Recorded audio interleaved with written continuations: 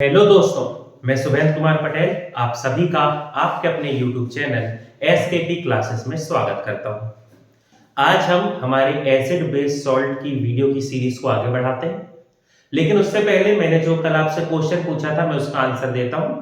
मैंने आपसे क्वेश्चन पूछा था कि जब हम किसी कॉन्सेंट्रेटेड एसिड को, सांद्र अम्ल को डाइल्यूटेड करते हैं, तनु करते हैं, तो उसके लिए हम पानी में एसिड को मिलाते हैं या एसिड में पानी को मिलाते हैं। अब यहाँ पर बहुत सारे लोगों के दिमाग में क्वेश्चन आएगा कि क्या ही फर्क पड़ता है, आप एसिड में पानी मिला दो या पानी में एसिड मिला दो। लेकिन दोनों जो फिनोमिना है ये बिल्कुल अलग अलग है। मान लो आपके पास एक टेस्ट ट्यूब है, इस टेस्ट ट्यूब में आपने कॉन्सेंट्रेटेड एसिड लिया, मान लो इसमें आपने सांद्र सल्फ्यूरिक एसिड ले लिया। आपको कहा गया कि इसे डाइल्यूटेड करना है, तनु करना है, तो आपने क्या किया, इसमें ऊपर से डाल दिया पानी। अब जैसे ही आप इसमें ऊपर से पानी डालते हैं तो पानी डालने से यहां पर जो प्रोसेस होगी, जो रिएक्शन होगी, वो होगी एक्सोथर्मिक रिएक्शन। हिंदी में यदि अपन बात करें तो इसे हिंदी में कहा जाता है ऊष्माक्षेपी अभिक्रिया। अब जब ये एक्सोथर्मिक रिएक्शन होगी तो बहुत ज्यादा यहां पर हीट या ऊष्मा जो है वो उत्पन्न होगी। अब जैसे यहां पर हीट जनरेट होगी तो हीट जनरेट होने के कारण क्या होगा, यहां पर जो वाटर मॉलिक्यूल्स, क्योंकि एसिड ज्यादा है और उसमें अपन धीरे धीरे करके पानी डाल रहे हैं, तो जैसे ही अपन पानी डाल रहे हैं तो पानी जैसे ही इस एसिड में जा रहा है, इस एसिड में क्या बन रही है, हीट। और हीट बनने के कारण इसमें ऊष्माक्षेपी है ना, मतलब यहां पर क्या बन रही है, हीट या ऊष्मा। और इस ऊष्मा के कारण क्या होगा कि ये जो पानी है ये वेपर में बदलता जाएगा, वाष्प में बदलता जाएगा, और वाष्प में बदलेगा और ये प्रोसेस इतनी जल्दी होगी कि एकदम से स्प्लैश जैसा होगा, है ना। वो केमिकल आपकी आंख में भी जा सकता है, कपड़ों में आ सकता है, स्किन में आ सकता है। तो ये एक समस्या हो जाएगी कब, जब आप एसिड में पानी को डालते हैं। ठीक है, समझ गए। एक्सोथर्मिक रिएक्शन होगी, हीट बनेगी, आप पानी डालते जा रहे हो, वो पानी उस हीट के कांटेक्ट में आ रहा है और वो भाप बनते जा रहा है, वेपराइज होता जा रहा है, और साथ ही साथ स्प्लैश हो गया और वो क्या हो जाएगा, बाहर आ जाएगा। तो इसीलिए क्या किया जाता है, पहले एक कंटेनर में, जैसे मान लो ये टेस्ट ट्यूब है, इस टेस्ट ट्यूब में अपन ले लेते हैं पानी, और इस पानी में अब धीरे धीरे बहुत बारीकी से, सावधानी के साथ, ग्लव्स पहन के, ग्लासेस पहनकर और थोड़ी दूर रख के, एप्रन पहन के, बहुत सावधानी से हम क्या करते हैं, अब इसमें कॉन्सेंट्रेटेड सल्फ्यूरिक एसिड डालते हैं। अब जब एसिड इस पानी में जा रहा है तो भी उस समय एक्सोथर्मिक या ऊष्माक्षेपी अभिक्रिया हो रही है, लेकिन क्या होगा, पानी ज्यादा है, पानी के मॉलिक्यूल्स, वाटर मॉलिक्यूल्स, जल के अणु ज्यादा है, तो यहां पर जो ऊष्मा बनेगी, उस ऊष्मा को ये जो जल के अणु है, वाटर मॉलिक्यूल्स है, ये उसका क्या कर लेंगे, एब्जॉर्प्शन कर लेंगे। यहां पर जो ऊष्मा बनेगी उस ऊष्मा का अवशोषण हो जाएगा, क्योंकि यहां पानी ज्यादा है और अपन एसिड कम कम करके धीरे धीरे डाल रहे हैं। तो जैसे ही अपन एसिड डालेंगे तो वहां पे बनने वाली ऊष्मा को जल के अणु, वाटर मॉलिक्यूल एब्जॉर्ब या अवशोषित कर लेंगे। किसी प्रकार का कोई स्प्लैश नहीं होगा, कोई धमाका नहीं होगा और सब सही होगा। तो याद रखना, हमेशा क्या किया जाता है, हमेशा पानी में एसिड या अम्ल को डाला जाता है, ना कि अम्ल में पानी को डाला जाता है।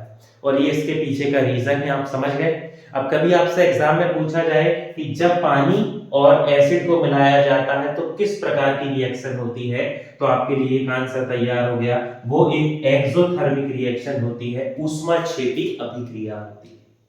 ठीक, चलिए आगे बढ़ते हैं। ये था क्वेश्चन कल का आपका। चलिए आगे हम एसिड या जो अम्ल है उसकी श्रृंखला को आगे बढ़ाते हैं, और आगे बढ़ाते हुए देखते हैं कि क्या कैसी इसकी कहानी है। ठीक, अब अपन देखते हैं प्रॉपर्टीज ऑफ एसिड। यहां से बहुत सारे क्वेश्चन आते हैं। अम्ल के गुण, ठीक, बेस या सॉल्ट की यदि अपन बात करें ना, क्षार या लवण की, तो वो इतना नहीं है, इतना ब्रॉड नहीं है, वो इतना ना, उससे इतना ज्यादा आने का रहता है। लेकिन जो अम्ल है एसिड है, इससे बहुत सारी चीजें आती हैं, इसलिए अम्ल को अपन को बहुत डिटेल में पढ़ना पड़ेगा। तो अपन एसिड की प्रॉपर्टी चालू कर रहे हैं, पहले फिजिकल प्रॉपर्टी पढ़ते हैं, फिर केमिकल प्रॉपर्टी पढ़ेंगे। ठीक, तो पहले अपन यहाँ पर अपना जो टॉपिक है प्रॉपर्टीज ऑफ एसिड में स्टार्ट करेंगे। पहले फिजिकल प्रॉपर्टीज ऑफ एसिड, अम्ल के भौतिक गुण। भौतिक गुण या फिजिकल प्रॉपर्टी का मतलब वो गुण जो आप देख के बता दो। आप ऐसे देखें कि अच्छा हाँ ये है, या आपने कोई रिएक्शन किया और आप देख के उसको ऑब्जर्व कर लो, तो उसका क्या कहलाएगी? Physical property. धीरे धीरे स्टार्ट करते हैं। सबसे पहली फिजिकल प्रॉपर्टी जो सभी को पता है, अम्ल स्वाद में क्या होते हैं? सॉर, या ये क्या होते हैं? खट्टे।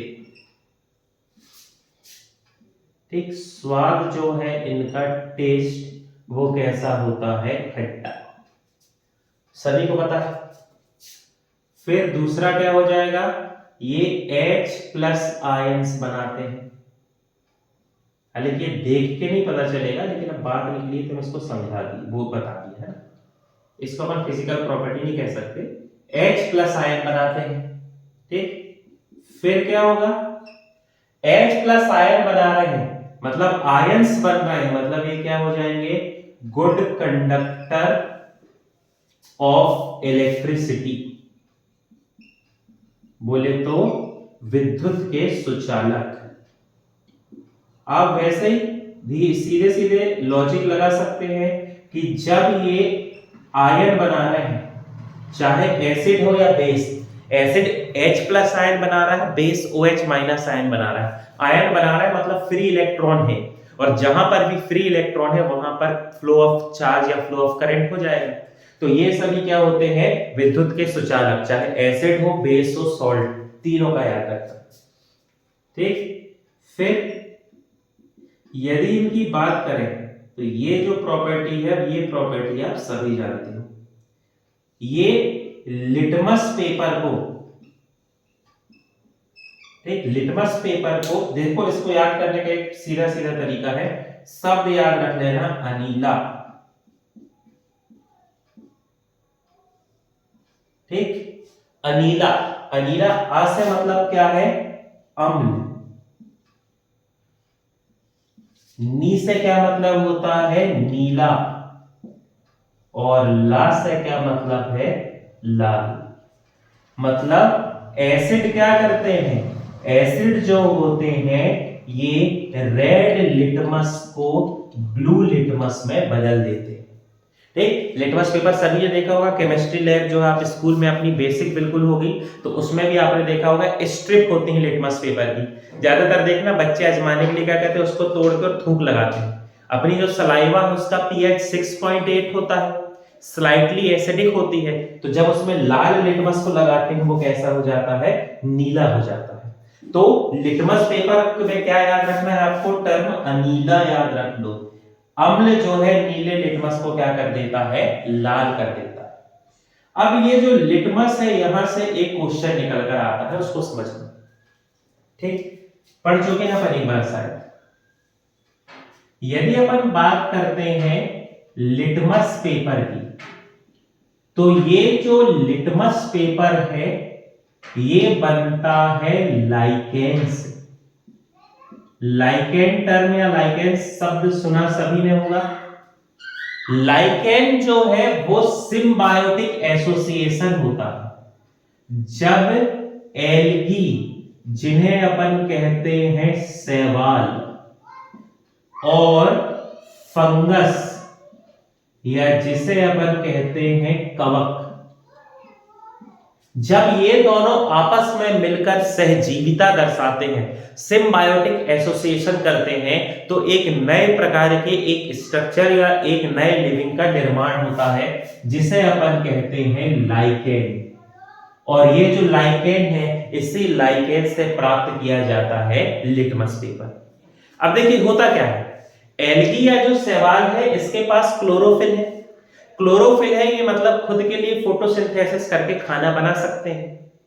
एल्गी जो है सामान्यतः पानी में होते हैं। पानी में ग्रोथ करने के कारण क्या होगा, उनकी रूट या जो जड़ है वो बहुत विकसित नहीं होती। देखिए जड़ का काम क्या होता है, पेड़ पौधों के लिए पानी एब्सॉर्ब करना, अवशोषित करना, रूट हेयर्स जो होती हैं, मूल रोम जिन्हें कहते हैं। अब जो पौधा पहले से ही पानी में है उसे पानी बहुत ज्यादा एब्सॉर्ब या अवशोषित करने की जरूरत नहीं है, इसलिए एल्गी या शैवाल की जड़ विकसित नहीं होती, लेकिन उसके पास क्लोरोफिल है। अब पानी के बाहर यदि उसको ग्रोथ करना है तो पानी चाहिए, पर उसके पास जड़ तो है नहीं, क्लोरोफिल है, खाना वो बना लेगा लेकिन उसको पानी चाहिए। फंगस जो है ये पैरासाइट है, परजीवी, ये खुद का खाना नहीं बना सकता, ये दूसरों पर डिपेंड है, लेकिन ये पानी को एब्सॉर्ब कर सकता है। तो शैवाल ने उसको कहा कि भैया ऐसी ऐसी बात है, हमारे पास क्लोरोफिल है, खाना बना देंगे, तुम पानी की व्यवस्था कर दो। फंगस ने कहा पानी हम दे देंगे, हमारा क्या फायदा। तो एल्गी ने कहा एक काम करो, खाना तो बना ही रहे हैं, थोड़ा सा तुम भी ले लेना। दोनों का फायदा हो गया। एल्गी को क्या हो गया, फोटोसिंथेसिस, प्रकाश संश्लेषण करके एल्गी ने अपने लिए खाना बना लिया, उस खाना को एल्गी ने भी उपयोग किया और फंगस और कवक ने भी यूज किया। और फंगस के लिए जो पानी चाहिए था वो किसने, सॉरी शैवाल के लिए जो पानी चाहिए था वो किसने दे दिया, फंगस ने। दोनों ने एक दूसरे का फायदा किया, तो इसके लिए टर्म यूज होता है सिम्बायोटिक एसोसिएशन, या हिंदी में इसे अपन कहते हैं सहजीविता। सभी ने ये टर्म सुना होगा, किसी के लिए नया नहीं है। तो फंगस और एल्गी जब साथ में मिलकर सिम्बायोटिक एसोसिएशन करते हैं तो लाइकेन बनता है, और लाइकेन से ही हमें प्राप्त होता है लिटमस पेपर, जिसका उपयोग एसिड और बेस का पता लगाने के लिए किया जाता है। अब एक क्वेश्चन पूछा जाता है कि लाइकेन या लिटमस पेपर किस समूह से प्राप्त होता है। तो जब अपन प्लांट किंगडम की बात करेंगे, जब अपन पादप जगत की बात करते हैं, तो उसके क्लासिफिकेशन में ये जो फंगस और एल्गी हैं, इन दोनों को जिसके अंतर्गत रखा गया है वो है थैलोफाइट। ठीक, समूह है जो इसे अपन कहते हैं थैलोफाइट। इंग्लिश में थैलोफाइटा लिखा रहता, घबराना नहीं, थैलोफाइटा। इसके अंतर्गत आते हैं बैक्टीरिया, फंगस, एल्गी तीनों। तो फंगस और एल्गी दोनों आ गए, मतलब आपसे पेपर में पूछा जाएगा कि जो लिटमस पेपर है वो किस समूह से प्राप्त होता है, या लाइकेन जो है वो किस समूह से मिलता है, तो उस कंडीशन में आपका आंसर हो जाएगा थैलोफाइट। थैलोफाइट समूह के सिम्बायोटिक एसोसिएशन से हमें लाइकेन प्राप्त होता है, और उस लाइकेन से फिर हम क्या प्राप्त करते हैं, लिटमस पेपर। ठीक, देखना मॉक टेस्ट लगा के देखो, आपको जरूर ये क्वेश्चन मिलेगा, बहुत आजकल आता है, कुछ समय से थोड़ा सा ज्यादा जिज्ञासा का विषय बना हुआ है। चलिए आगे बढ़ते हैं, फिजिकल प्रॉपर्टी यदि अपन देखते हैं, इसी में आगे बढ़ते हैं। तो जैसे लिटमस पेपर है उसी प्रकार से और भी होते हैं जो आप लैब में देखते होंगे। जैसे अगला होता है मिथाइल ऑरेंज। मिथाइल ऑरेंज नाम से समझ गए, मिथाइल ऑरेंज जो है ये ऑरेंज कलर का रहेगा, इंडिकेटर है ये भी, मिथाइल ऑरेंज। ये जो है ऑरेंज कलर का होता है जब ये एसिड या अम्ल के साथ अभिक्रिया करता है, तो इसका कलर हो जाता है पीला, येलो। इसका कलर क्या हो जाता है, पीला।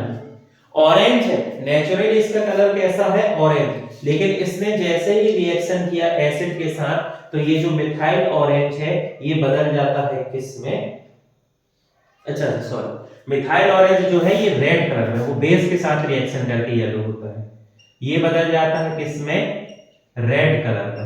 ऑरेंज से ये क्या हो जाता है, लाल रंग। ठीक, मिथाइल ऑरेंज भी एक इंडिकेटर हो गया। फिर एक इंडिकेटर होता है जिसे कहते हैं फेनोफ्थेलीन। ये शब्द भी शायद सुना हो, जो थोड़े बहुत पढ़ रहे हो वो तो सुने होंगे, बाकी का थोड़ा मुश्किल है। फेनोफ्थेलीन, फेनोफ्थेलीन जो होता है जब ये एसिड के साथ रिएक्शन करता है तो इसमें कोई भी चेंज नहीं होता। ठीक, फेनोफ्थेलीन जब एसिड के साथ रिएक्शन करता है तो इसमें कोई ऐसा चेंज नहीं होता, ये कैसा हो जाता है, कलरलेस। कलरलेस या ये क्या हो जाता है, रंगहीन। जब ये बेस या क्षार के साथ अभिक्रिया करेगा तो पिंक हो जाएगा। ये प्रैक्टिकल आप करते होगे, फेनोल्फथालीन में पिंक कलर कैसे छल्ले या रिंग जैसे बनते हैं, शायद आप करें प्रैक्टिकल। ठीक, तो फेनोल्फथालीन के साथ जब एसिड मिलता है तो कलरलेस कर देता है फेनोल्फथालीन को। मिथाइल ऑरेंज जब एसिड के साथ मिलता है तो वो उसके रंग को क्या कर देता है, लाल कर देता है। तो अपन कह सकते हैं, याद रखना, आप कैसे क्वेश्चन याद रखना, मिथाइल ऑरेंज और फेनोल्फथालीन क्या है, तो इन्हें कहा जाता है इंडिकेटर, सूचक है, जो बता देते हैं कि क्या एसिड है क्या बेस है। ऐसे बहुत सारे अलग अलग क्या होते हैं, इंडिकेटर्स होते हैं जिनका उपयोग किया जाता है। कुछ इंडिकेटर को अपन यहां पर देखते हैं। ठीक, ये फिजिकल प्रॉपर्टी चल रही है, केमिकल प्रॉपर्टी फिर अपन अभी बात के पढ़ेंगे डिटेल में। थोड़ा कुछ इंडिकेटर्स के बारे में पढ़ेंगे जिनका उपयोग एसिड और बेस का पता लगाने के लिए करते हैं अपन, उन्हें कहते हैं इंडिकेटर। ठीक, जैसे नेचुरल इंडिकेटर, नेचुरल इंडिकेटर बोले तो प्राकृतिक सूचक। नेचुरल इंडिकेटर, सबसे अच्छा नेचुरल इंडिकेटर जो आप जानते हैं वो है हल्दी। हल्दी, टर्मरिक। कैसे, हल्दी जो होती है इसको आप कैसे समझ सकते हैं, मान लो आपके कपड़े में दाग लगा है, खाना गिर गया, आपके सफेद कलर के कपड़े उसमें खाना गिर गया, तो खाना जब गिरता है तो उसका दाग जो है पीला ही बनता है ना। पीला क्यों बना, क्योंकि उसमें क्या होती है, हल्दी, जो हमारे कपड़े के जो थ्रेड होते हैं, येन जिनको अपन कहते हैं, ग्रुप ऑफ थ्रेड, येन्स जो होते हैं उनके साथ रिएक्शन कर लेती है और बॉन्ड बना के उनके साथ जुड़ जाती है। तो हल्दी जब जैसे ही कपड़े में जुड़ती है तो उसका रंग क्या हो जाता है, पीला।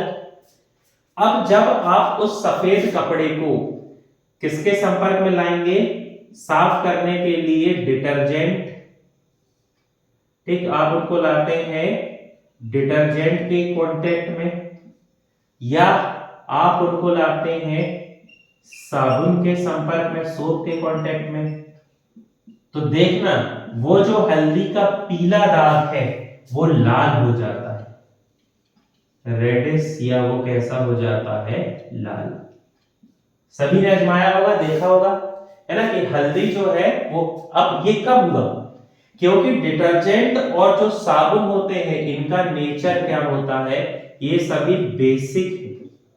नेचर में ये सभी एल्कलाइन या ये सब क्या होते हैं, क्षार। मतलब जैसे ही क्षार जो है हल्दी के संपर्क में आया तो हल्दी है, मतलब हल्दी मतलब उसका कलर कैसा था, तो हल्दी मतलब उसका कलर था पीला, और जैसे साबुन के संपर्क में आया तो उसका कलर क्या हो जाता है, लाल। तो अपन कह सकते हैं कि हल्दी जो है वो क्या कहलाएगा, नेचुरल इंडिकेटर। ऐसा ही एक और नेचुरल इंडिकेटर जो जिक्र होता है वो है रेड कैबेज। रेड कैबेज जिसे अपन कहेंगे लाल पत्ता गोभी, सभी ने सुना होगा, रेड कैबेज, लाल पत्ता गोभी। थोड़ी देखने को कम मिलती है लेकिन फिर भी देखा होगा। आजकल तो खैर अब भैया मोबाइल है, रील है, तो सभी देख लेते होंगे। लेकिन जो रेड कैबेज होती है इसका भी क्या होता है, जब ये रेड कैबेज रिएक्शन करती है किसी बेस से, जब ये किसी बेस या क्षार से अभिक्रिया करती है तो रेड कैबेज, जो लाल पत्ता गोभी है, वो जो है उसका कलर हो जाता है ग्रीन, उसका कलर हो जाता है हरा। ये सब याद रखेंगे, क्वेश्चन है ये सब। रेड कैबेज मतलब इसका कलर क्या था, रेड, नाम ही है। जैसे ये बेस से रिएक्शन करेगी इसका कलर क्या हो जाता है, ग्रीन, हरा हो जाता है। वैसे ही हल्दी जो है नेचुरल इसका कलर येलो है, अपन जानते हैं। ठीक, इसमें एक पिगमेंट होता है ना, जिसकी वजह से इसका रंग क्या हो जाता है, येलो। वो जैसे ही डिटर्जेंट या सोप या से रिएक्शन करेगा जो बेस होते हैं तो ये किस कलर के हो जाएंगे, लाल कलर। तो इन्हें अपन कहते हैं नेचुरल इंडिकेटर। प्राकृतिक, ये क्या कहलाते हैं हमारे सूचक। ठीक। यूनिवर्सल इंडिकेटर भी होता है, आगे अपन विस्तार से उस पर जिक्र करेंगे, वो है ना, आगे अपन पढ़ेंगे, लेकिन ये जनरल चीजें जो पूछी जाती हैं उसको समझा रहा हूं। एक और प्रकार के इंडिकेटर होते हैं जिन्हें कहा जाता है ऑल फैक्ट्री इंडिकेटर, या हिंदी में इन्हें अपन कहते हैं घ्राण पिंड सूचक। अब जो थोड़ी बहुत जिनको याद हो, तो जब अपन बायो पढ़ रहे थे, बायो में जब अपन नर्वस सिस्टम, तंत्रिका तंत्र पढ़ रहे थे, तो उस नर्वस सिस्टम में अपन ने पढ़ा था ऑल फैक्ट्री घ्राण पिंड। हमारे मस्तिष्क को अपन ने 3 भागों में बांटा था, fore brain, mid brain, hind brain, अग्र मस्तिष्क, मध्य मस्तिष्क, पश्च मस्तिष्क। तो फोर ब्रेन या अग्र मस्तिष्क में हमने पढ़ा था एक हिस्सा था जिसका नाम था ऑल फैक्ट्री घ्राण पिंड, जो सूंघने की संवेदनाओं को नियंत्रित करता था, हमारे स्मेलिंग सेंस को कंट्रोल करता था। तो यहां पर भी ऑल फैक्ट्री या घ्राण पिंड शब्द आया है तो समझ जाओ इसका संबंध स्मेल से है, फ्रेग्रेंस से है, गंध से है। ठीक। तो इसके लिए 2 चीजें अपन समझते हैं। पहला ऑल फैक्ट्री इंडिकेटर है प्याज, अनियन, या जिसे अपन कहते हैं प्याज। प्याज जब किसी एसिड से रिएक्शन करता है, प्याज जब किसी एसिड या अम्ल से रिएक्शन करता है, तो उसकी जो स्मेल होती है, जो गंध होती है, वो उसमें बनी रहती है, मतलब उससे गंध जो है वो उत्पन्न होती है, कोई परिवर्तन नहीं आता। जैसे पहले स्मेल आ रही थी प्याज जैसी, वैसे ही आती रहती है। लेकिन यदि मान लो कि ये जो प्याज है ये रिएक्शन कर ले किसी बेस से या क्षार से, जब प्याज किसी क्षार से अभिक्रिया करती है, क्षार से जैसे ही अभिक्रिया करती है, तो ये जो इसकी स्मेल है या गंध है ये नहीं आती, ये क्या हो जाती है, ओडरलेस, या हिंदी में इसे अपन क्या कहेंगे, गंधहीन। ठीक है, अब यहां से क्वेश्चन आ जाएगा भैया कि अनियन जो है वो किस प्रकार का इंडिकेटर है, ऑल फैक्ट्री इंडिकेटर। कैसे इंडिकेटर है, जब अनियन किसी बेस या क्षार से अभिक्रिया करता है, क्षार से रिएक्शन करता है, अभिक्रिया करता है, तो उसकी जो तीक्ष्ण सी गंध होती है वो गंध गायब है। प्याज को उसके बाद सूंघेंगे तो वो महकेगा नहीं, ओडरलेस हो गया, गंधहीन हो गया। तो ये क्यों हुआ, क्योंकि उसने किससे रिएक्शन किया है, बेस से। दूसरा यदि अपन बात करते हैं ऑल फैक्ट्री इंडिकेटर, तो वो कहलाता है वेनिला। वेनिला की यदि अपन बात करें तो ये भी जो है ये ऑल फैक्ट्री इंडिकेटर है। इसका भी सेम ऐसे ही, जब ये एसिड से रिएक्शन करेगा, किसी अम्ल से या एसिड से रिएक्शन करेगा, तो इसकी जो स्मेल है या गंध है वो उत्पन्न होती रहेगी, कोई परिवर्तन नहीं रहेगा, और उसकी जो गंध है वो हमें मिलती रहेगी, उत्पन्न होती रहती है। कुछ नहीं देख के समझ में आता क्या कैसी कहानी। ठीक। लेकिन जैसे ही ये बेस या क्षार से अभिक्रिया करता है, बेस से रिएक्शन करता है, तो इसकी जो स्मेल, गंध, वो समाप्त हो जाती है। ये भी क्या हो जाता है, ओडरलेस, या ये भी क्या हो जाता है, गंधहीन। बहुत अच्छे से ये सब पॉइंट याद रखेंगे दोस्त। आजकल इन सब चीजों से घुमा घुमा के बहुत चीजें पूछी जा रही हैं, कंफ्यूज हो जाते हैं बच्चे, दिमाग में कोई कंफ्यूजन नहीं रखना, अपन को सीधे सीधे समझते जाना है, रिएक्शन कराते जाना है। ठीक। अभी तो बेसिक आप इनको याद कर लो, सबसे अच्छा। जब केमिकल प्रॉपर्टी पढ़ेंगे ना, तो वहां पर अपन को फिर ज्यादा चीजें देखना पड़ेगा कि वो ऐसा होता है, वैसा होता है। अभी तो इनको आप सीधे सीधे याद करो, तो आधी जो टेंशन है वो तो वैसे ही खत्म हो जाएगी। ठीक। तो ये जो है ये मेजर इंडिकेटर्स हो गए। अब एक यूनिवर्सल इंडिकेटर होता है तो उसकी कहानी अलग से, थोड़ा सा एसिड बेस भी पढ़ लेना तब यूनिवर्सल इंडिकेटर को समझते हैं तो थोड़ा आसान रहेगा। बाकी यहाँ पर आप लिटमस पेपर देख लिए, मिथाइल ऑरेंज, फेनोल्फथालीन देख लिए, उसके बाद टर्मरिक देख लिए, ग्रेट कैबेज हो गया, फिर हो गया अनियन और उसके बाद हो गया वेनिला। ये हो गए ऑल फैक्ट्री या स्मेल के बेस पर हो गए। इसके पहले जो टर्मरिक थे और रेड केबेज वो नेचुरल थे और उसके पहले जो है वो अलग अलग सोर्सेज से, जैसे मिथाइल ऑरेंज और फेनोल्फथालीन को बनाते थे और लिटमस पेपर जो है वो लाइकेन से मिल रहा था। ठीक, तो ये जो है आज की वीडियो में इतना ही। धीरे धीरे हम ऐसे ही और भी एसिड भी, अब कल हम एसिड की केमिकल प्रॉपर्टीज पढ़ेंगे, वो टफ है, उनमें केमिकल रिएक्शन होगी तो थोड़ी कॉन्सेंट्रेट होकर अच्छे से पढ़ना उनको। फिर उसके बाद अपन अलग अलग एसिड के नाम, वो कहाँ से मिलते हैं, उनके फॉर्मूला, उनके यूजेस, ये सब पढ़ेंगे।